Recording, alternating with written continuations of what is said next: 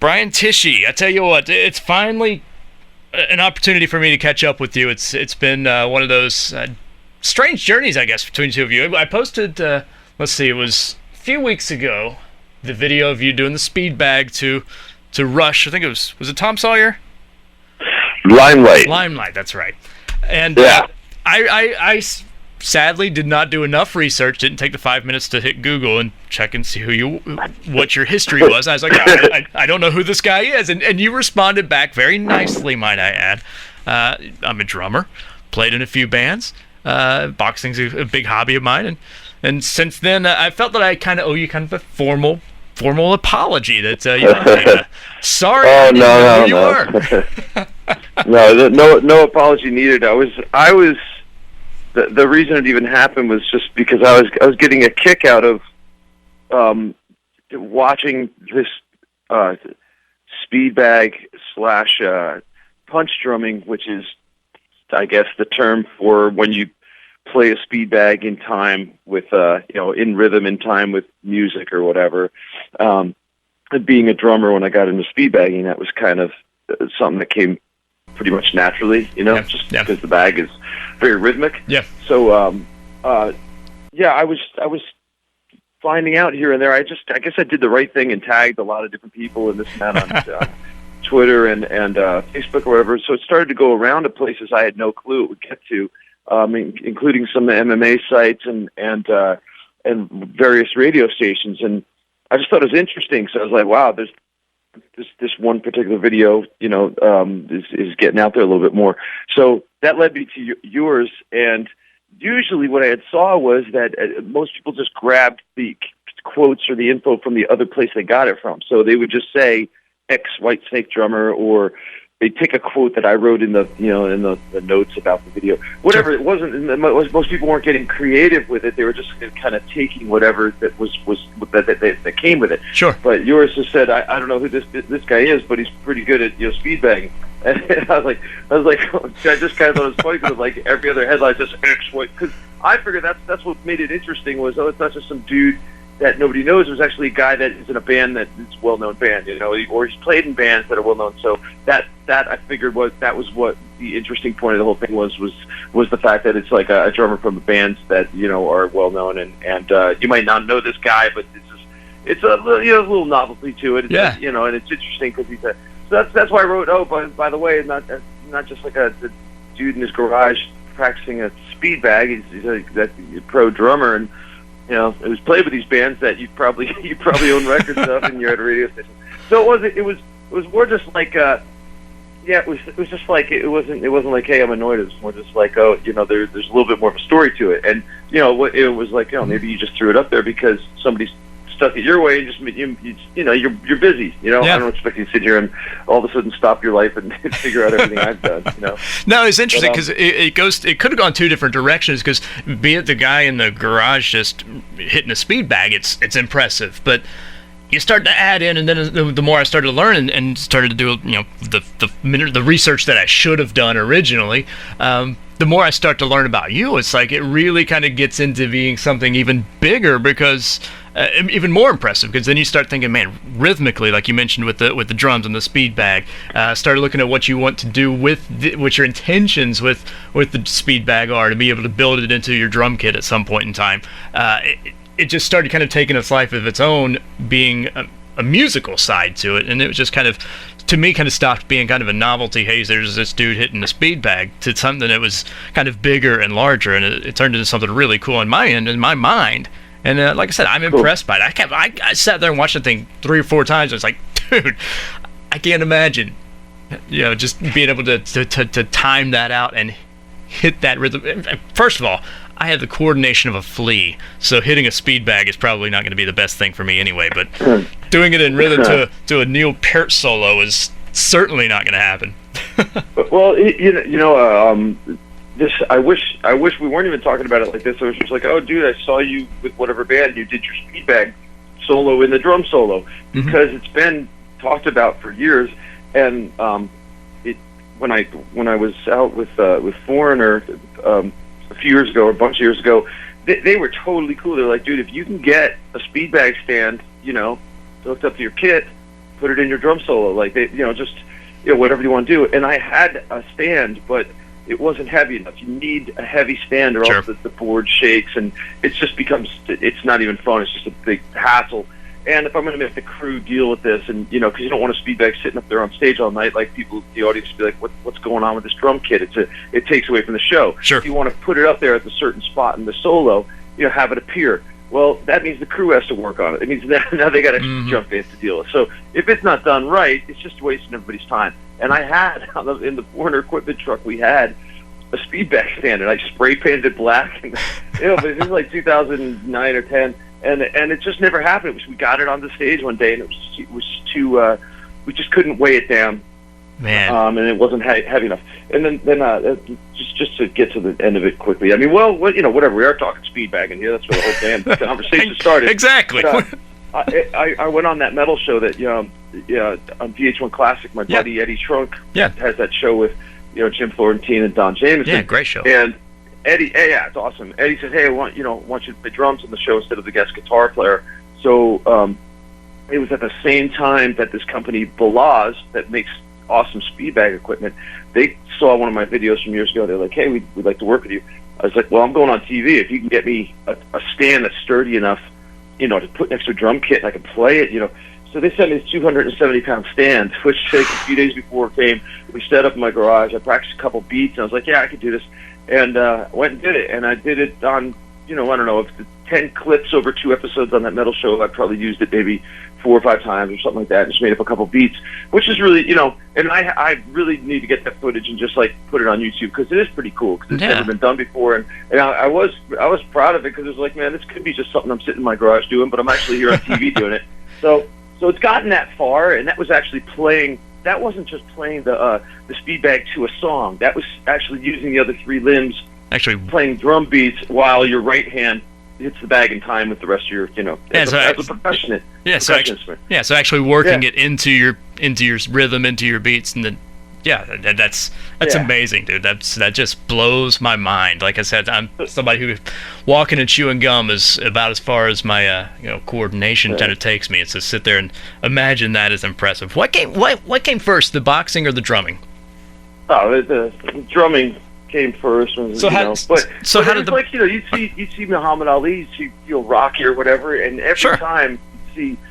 I mean, I was always just completely intrigued or, blown away by a speed bag. I just thought it was just the ultimate controlled chaos. I thought it was killer, and finally got into it. And being a drummer, I'm like, I hear the rhythm in there. It's triplet. It's digga. Yeah. But so I'm like, well, it can't be that hard. But like anything, it's not a speed bag first. It's a control bag. You have to learn to control it. Just like a drum lick or a guitar lick or playing piano or anything you do, you have to do it slow first, learn how to get the feel of it, and then pick up the speed. Yeah. So, but I didn't do that until many years later, and I was, in a gym somewhere or something. I tried it. It was like, oh man, I must be doing. There's got to be some technique that's going on here that nobody showed me. And the truth was, no, there's a couple little things, but it's just repetition and doing it slowly. So, but yeah, I just always thought it was badass, but.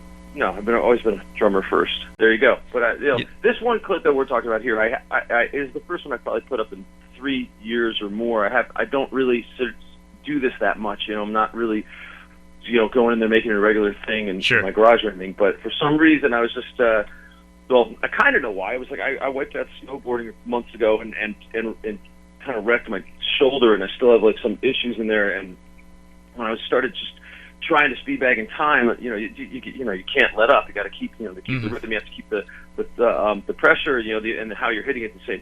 And I could feel behind my shoulder fatiguing a bit, and I was like, oh, this sucks, but this is a good thing. It's kind of working an area that probably needs it. Yeah. And I was determined to get that song completed before I went on tour, which brings us up to the tour I'm on now, and the band, the Dead Daisies. Which is with the Dead Daisies. There you go. That was a pretty darn good. That was a smooth segue. That was pretty good. You've done this a time or two before, I can tell.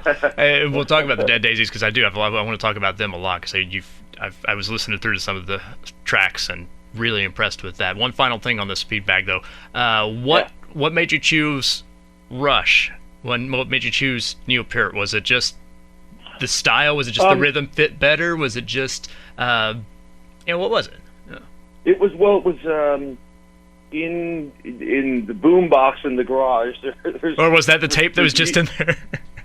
What? No. I've always had. I think there's been a few CDs that have just been sitting in this boombox, and one was moving pictures, another one was like an old Dio CD, and another was like Iron Maiden or something. And so I was like, I want to practice in rhythm. I want to see if I can keep the tempo up. And Limelight is one of my favorite Rush songs. Like I love Rush, and and Moving Pictures was the first record I got of Rush's when I was a kid and heard Tom Sawyer. Right? And still to this day, it's probably that and Exit Stage Left are my favorite Rush records. And but Limelight's just the first time I heard that song.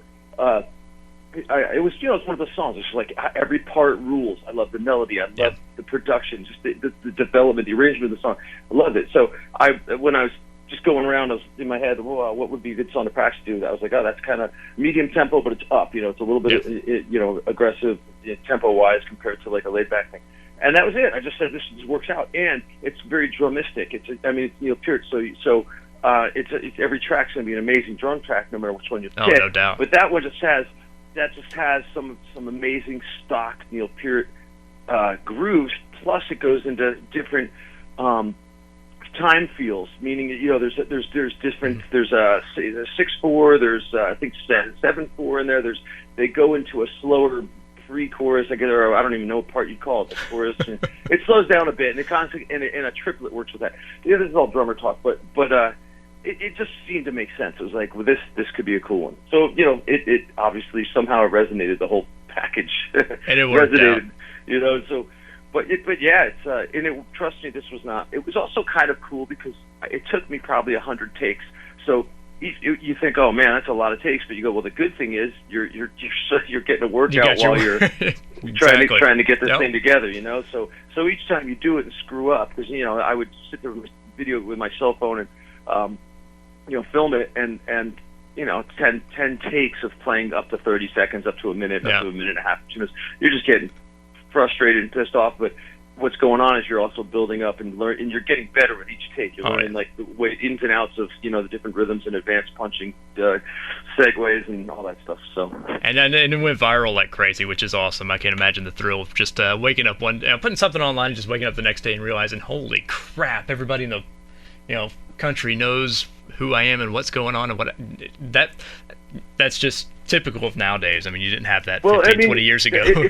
I wish I could say it was that viral. I don't think it's that big, but it was notable enough where, like, I did Google it, and I was like, wow, that's cool. It's gotten to like all these radio stations around the country and all these different websites. But what I thought was interesting was somebody wrote to me and said, no, the radio station put it on. They put your audio on, like, and so you could hear the combination of the speed bag with the song, which I thought was really cool. That is real. Because I saw it was on radio sites, and then a buddy of mine in Phoenix, he was like, "Dude, they were just talking about you on the radio about the speed bag in a Rush video." I'm like, "That's cool," So that's why I started checking it out, like Googling it, because I was like, yeah, it was a surprise that it was going like that route where it would be talked about on radio stations. I thought that was cool. All right, you did drop a couple of bands that you played in, which Foreigner, Whitesnake, Billy Idol. Who did you grow up listening to, and who inspired you in your music career? Which ones are the ones that just kind of, you mentioned Rush also being a big influence. Who are the bands that you gravitated to? Yeah, the first band was Kiss, for sure. Right. It was a couple of years of nonstop Kiss as a kid, up 7 years old, second grade, third grade, those years, 76, 77, all that, and learning how to play drums while getting hardcore into Kiss. So, and that led right into, right into Aerosmith and Zeppelin and AC/DC and Nugent and Foreigner, and then Rush and Van Halen. Yeah, just all the big huge stuff, Queen, Yes, and all that. Yeah. So that's cool. So you're just a straight rock and roll guy. You didn't. A lot of rock drummers have different kind of backgrounds and come up through different processes and different phases. You just went the straight rock route, which is kind of cool. So. Well, yeah. I mean, it was the stuff going on at the time. Yeah, I definitely liked the heavier stuff, and then in high school, it got more in the metal, the Priest and Judas Priest and Maiden and all that. But and any of the stuff I know that was prior to that would just be through my dad, all the Eagles, Neil Young and Frampton and the Beatles, so I was familiar with, way familiar with all that as well.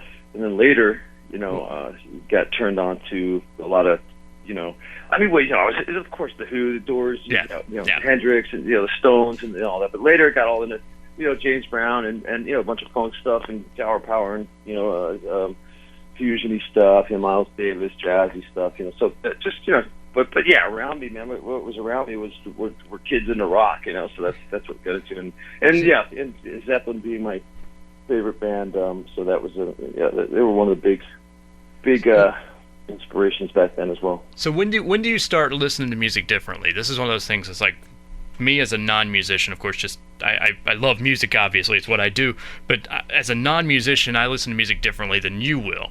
When did you start listening to music differently? When did it start kicking that you were like, man, that timing is off, or that timing is here, or that rhythm is on par? When did you start listening to the nuances of the music? What was there a time frame in which that happens? It was always like that. Was it really? I mean, I was.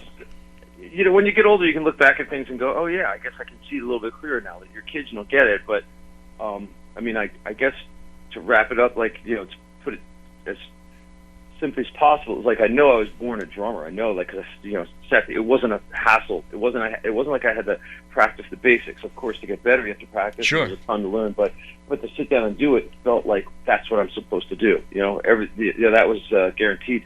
And which means when I was listening to music, I was listening to the rhythm. I'd listen to the tuning of the drums. I'd listen to, as a kid that didn't play drums, I'd be like, oh wow, that. If I had a drum set, I'd want it to sound like that, or I wouldn't want my snare drum to sound like that. Sure. You know what I mean? Like that stuff was going on as a kid. So yeah, I was always aware of that. My dad played guitar. I mean, when he showed me first riff, he showed me on guitar was Day Tripper, and he showed me which is not the easiest riff to play as a kid, or maybe when you've never played, it's not your first riff. So he should show you, but he showed me that in a couple chords and on a high actioned Gibson acoustic, which have a band I play guitar in called Sun with drop this in there with the singer Sass Jordan. If anybody's ever, she's a killer Canadian rock singer, but in the '90s she had some records out that I played on, and she's killer. So if you have never heard of Sass Jordan, you got to go listen to her. She's killer. And you also go ahead. What's that? No, go ahead. No, and you are also your other project, the Dead Daisies. I was going to get to that, which is I got a chance to, like I said, doing some research, got a chance to check out the band, and I realized, and I think I emailed this to you, I had realized that I had actually heard a song or two from the Dead Daisies. I think I do a lot of online listening, ran across one, and it was like, man, I know this song, and it's like I'm tapping my foot along to it, kind of getting into it. It's like a lot of really good hard rock songs that you guys are doing a lot of good stuff with and touring around. John Corabi on the vocals, a guy who anybody who knows anything about music in the last 20 years should know about John Corabi as a front man. Tell me a little bit about how Dead Daisies are going, what you guys are up to.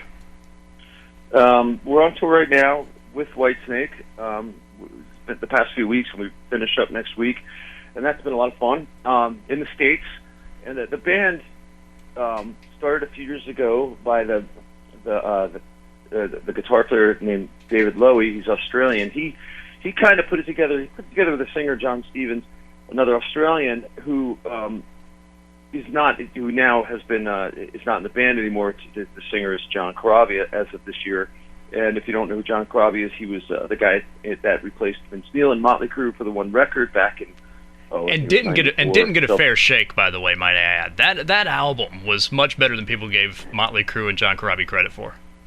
Yeah, and there was probably many different reasons. Also, I think at that time, if you look at '94, I mean, I was in a band back then called Pride and Glory with Zach Wilde, who had left Ozzy, guitar player for Ozzy. It's his band Black Label Society now. Yeah. But Zach started a band, Pride and Glory, and if you look back at '94, that was a crazy time for music. The whole, I mean, Motley was full blown. One of the biggest bands from the LA scene and whatever you call hair metal and all that stuff. Sure. And they're doing great business and all that. But that was a challenging time for any of those bands when it's all post Kurt Cobain and the grunge era. Big transition. So when you swap out a big, a real popular singer with a new singer, and hey, it's worked before, la Brian Johnson, Sammy Hagar.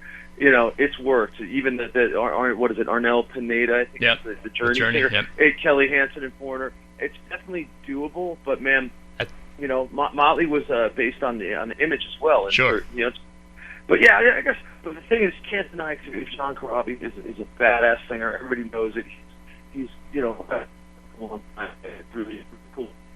And with him, it makes this whole thing even more pleasant and effortless because it is a bunch of friends that are doing this together. Started by David Lowy in Australia, and he started putting this together down there, and just started reaching out to guys going, hey, I don't necessarily need this to be maybe an exact band per se, like the 5 exact guys. He said, man, there was a concept at a time of it being kind of free-floating, like, hey, if we want to add this guy or take this or switch this out, or you can't make this one because you're on tour with your other band, which in theory sounds nice, but really people want to grab onto something. They want to know who's in the band or who's doing what. So that's what he's been working on the past couple of years, and last year, basically the band is Richard Fortas and Dizzy Reed from Guns N' Roses. Yep. Dizzy on keys, Richard on guitar, Marco Mendoza, who's been in Whitesnake and Thin Lizzy and Nuge and all that. He's on bass, myself on drums, and David Lowy on second guitar, and now John Corabi singing. So, but last year we did some touring in the States with we did the Kiss Def Leppard tour, we did Skynyrd Bad Company tour, did the Kiss cruise, went to Australia, did early stuff. So they've been keeping it going this year. I had other stuff when their schedule changed a bit, and I had stuff going on, and but they went out earlier this year with Kiss, but I couldn't do that once. They got our buddy Tommy Clifetos in there on drums, who is in Black Sabbath and Ozzy. He did that run.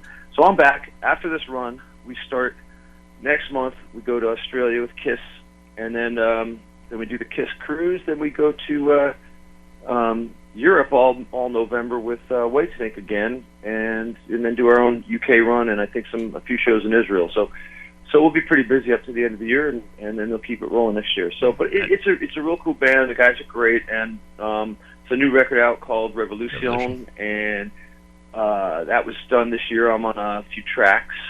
They did the rest of it down in Australia, and it's getting it's just a good straight up no bullshit rock band. Yeah, which is a good way of putting it. It is straight up, just good, solid, straight rock and roll album. And like I said, what I've checked out of it so far, I've really enjoyed. And you're kind of doing that rock and roll dream, which is super cool. How is it being in a band with guys that have been in other bands?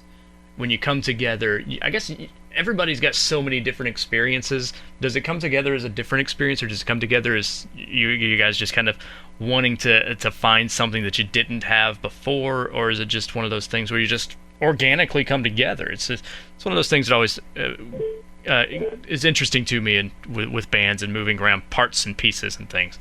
How does that work for you guys?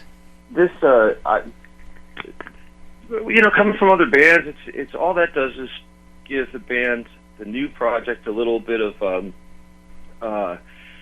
what would you call it? I mean, it's a little bit of more might and power to get to the next step. The more you have people around that have done this and that, it just creates more interest, and maybe you can get to A to B a little quicker, because man, and I don't even know this in this day and age how to be a new local rock band in a city and get out of that. I don't even know, because it's such a different business now, and so there's a strength in numbers things, like, hey, these guys from all these different bands are coming together. Well, that's kind of interesting. They've obviously done something right in their other directions, or in their other prior to this project, a couple guys from this and this and this, makes it interesting and easy for to create press with and all that stuff. But the bottom line is it's got to gel with the guys in the band, but musically and personality wise and all that stuff. So, but with all of us, it was kind of guaranteed, because I played gigs with Corabi and Dizzy, and played on a Marco Mendoza solo record years ago.